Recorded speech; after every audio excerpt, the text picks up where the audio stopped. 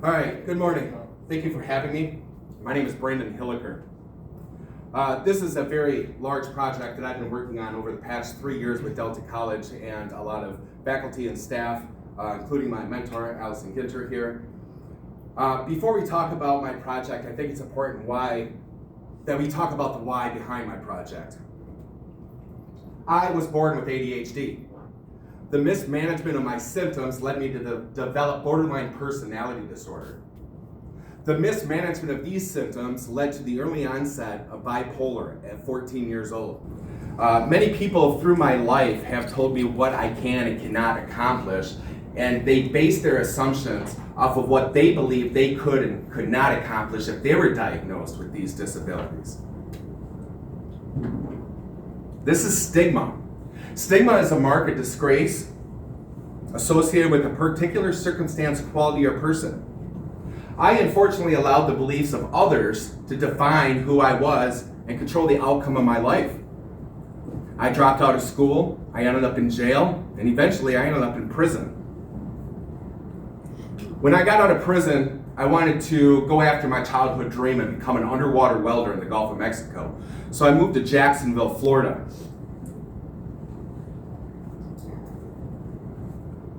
That adrenaline-packed lifestyle led me to self-medicating my mental health symptoms. I joined a motorcycle club, and I lived in New Orleans 2 blocks away from Bourbon Street. And when I wasn't in the middle of the ocean in New Orleans, I was on Bourbon Street, living that very reckless lifestyle.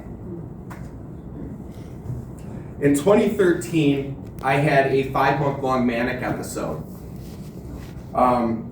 I didn't feel that I could endure my mental health obstacles anymore and my reckless behaviors, so I acted on my thoughts of suicide. My heart stopped, I was brought back to life, and I went in a coma for 2 weeks. I had to learn how to walk again, talk again, and communicate with people again. I had severe brain damage.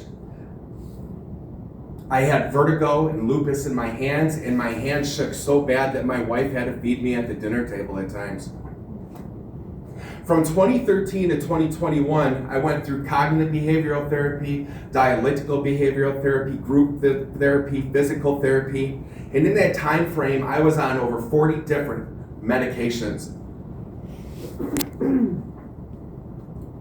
In 2021, a more homeopathic approach found me and my mental illness, and this allowed me to go back to school to Delta College. When I went back to school, I was really afraid of people finding out about my mental health diagnosis. I was really afraid that people were going to find out that I acted on my thoughts of suicide and that I was on disability. I was afraid of stigma. My fear became a reality when I shared with the professor that I had borderline personality disorder and bipolar. And this was his response. Do I have to be worried about the other students in my class? This is stigma. I stood in absolute disbelief and had no idea what to say. I wasn't really sure in that moment if he was actually concerned about his other students or if he just watched way too much Criminal Minds on Netflix. Anger does not even describe the emotions I was feeling. In that moment, I wanted to throw a chair and scream and absolutely freak out. But that would only reinforce his belief that I was going to hurt his other students. So I used it as an opportunity for growth and development and a teaching opportunity. So I put all of my anger, drive, and emotions into breaking stigma. I told myself that I was going to break stigma by accomplishing absolute grandiose goals. I took every opportunity to write papers and speak about mental health, and the students listened. Students came to me one by one, sharing their barriers and their obstacles that they were facing. The universe spoke, and I listened. I switched my major to psychology from welding, and I wrote the Green Ribbon Initiative. The Green Ribbon Initiative had 4 objectives. For each objective, I wrote a 15 to 20 page paper as a proposal backed by research, data, and facts, and why we needed to remove the barriers and to break stigma on campus. This is like I said, this is an exceptionally large project. We've been working on this for a long time. So objective 1 was the Green Ribbon Initiative, the Delta College Mental Health Fair. We invited 30 mental health resources from the community to come in on campus to give students resources to help them overcome their obstacles. We had 15 on one day, 15 completely different ones on the second day. Now, Delta College does have counseling services. These are for the students, right? Family members, children's brothers and sisters also have diagnosable mental health conditions, and those can also be barriers for the students. So we really wanted to give resources for the students, not only for themselves, but for their family members, their loved ones, their children, anyone that can present a barrier from that student achieving their goal, which is graduation.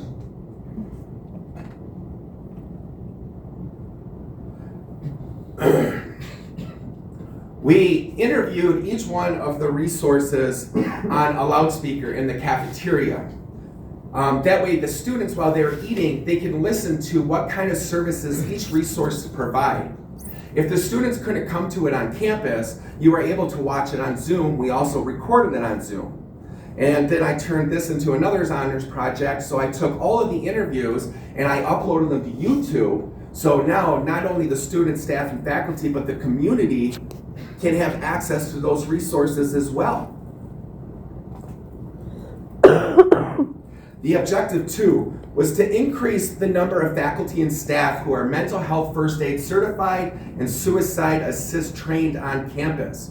I worked with, the Green Ribbon Initiative was the catalyst that the Vice President of Student and Education Services made it mandatory for the SES staff to take mental health first aid. 70% of SES staff are now mental health first aid. Unfortunately, she could not make it mandatory for faculty because faculty are union, right? And if you recall, that statement was from a faculty member. And that was one of my main goals, so this was an obstacle that presented itself. So I like obstacles. So, last summer I completed a world record 400-mile triathlon that's never been done before, from Hell, Michigan to Paradise, Michigan, to symbolically finish my journey from hell to paradise. I biked 330 miles from Hell, Michigan to Mackinac City. And then I got in the water in Mackinac City and swam 5 miles across the Mackinac Straits. I got out in I got out in St. Ignace, and then I ran 65 miles to Paradise. It was 400 miles, and I accomplished this goal in 84 hours. I was successfully raised $8,400 for Barb Smith's Suicide Resource and Response Network. The goal was $20 per mile. This money was specifically raised for Living Works Suicide Assist trainings. That was my way around that obstacle. May 7th and 8th, I'll be providing a free training for faculty at Delta College. It's a 2-day training, Living Works Suicide Assist. It teaches people how to identify the warning signs that are there and then to develop a plan for the person that's contemplating suicide. This last Wednesday, there was a big meeting. I'm really proud of this. So now anybody that's faculty or staff at Delta College that are certified in mental health first aid, suicide assist training, or Living Works Safe Talk training will now have the opportunity to put this logo in their office to tell students that this is a safe space to talk about your mental health obstacles. And this is huge. This is getting rid of a barrier for students to be open to their faculty and staff about their mental health obstacles. Objective 4. A little backwards. So we're currently working, objective 3, we're currently working on a safe space for students to go. When students become overstimulated, there's not a lot of quiet spaces in any university setting, community college setting, and like I have a disability when I get overstimulated, it affects my emotion regulation, thus triggering a bipolar episode. So sometimes I need a quiet space. So right now, Delta College is in the process of redoing their library, and I've worked with staff, faculty, and the people that are designing the design committee for the library to create an environment like this. So when students do become overstimulated, they have a place to go to kind of decompress and relax outside of this stimulating environment that we're in all day long. Objective 4, creating a fidget baskets on campus.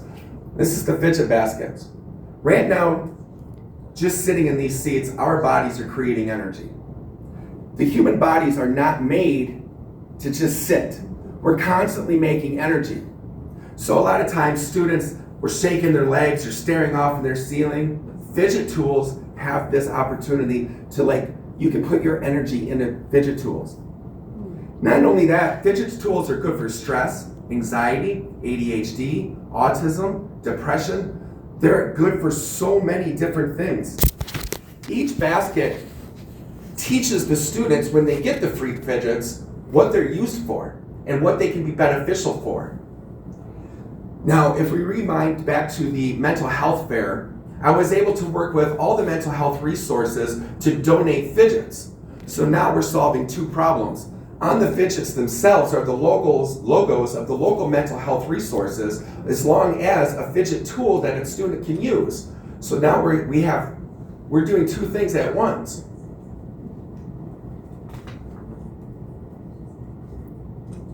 Only a few short years ago, mental health diagnosis was 1 in 5. Right now, Johns Hopkins just released that it's 1 in 4. That's 25% of the population. Delta College has a population of 8,500 students. That's 2,120 students that have a diagnosable mental health disability. There has been a 30% increase in suicide rates from 2010 to 2022. There has been a 350% active school shootings from 2010 to 2021. This is alarming. 65% of students that drop out of school because of their mental health disability. That's a lot of students because they're faced with an obstacle and they don't have the tools to overcome their mental health obstacle. They're not reaching their dream jobs because they're facing an obstacle and they don't have the tools to achieve their goals. This is not fair. I don't believe it's fair. This is not only a topic that we must find the reasoning behind this increased statistics, but we must radically accept that this is the situation that we face. This is it.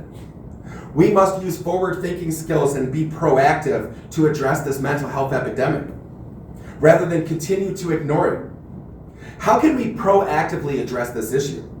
How can we support students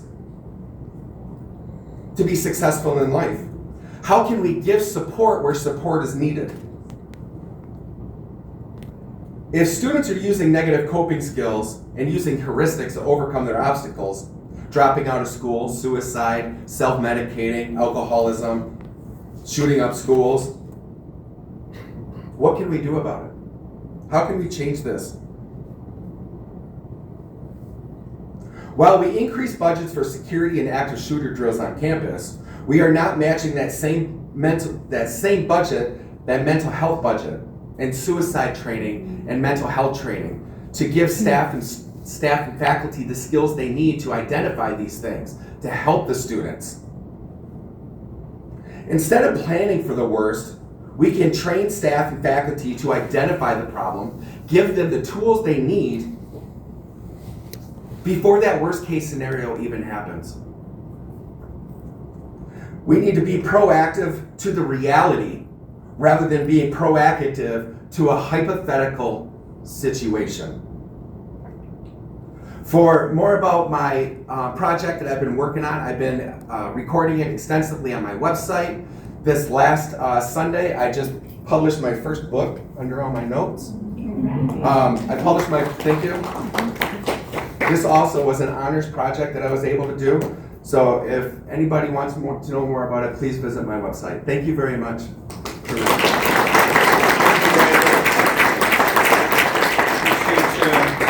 through the technology stuff. Any questions for Brandon? You, me, or nobody is gonna hit as hard as life. But it ain't about how hard you hit. It's about how hard you can get hit and keep moving forward. How much you can take and keep moving forward. That's how winning is done.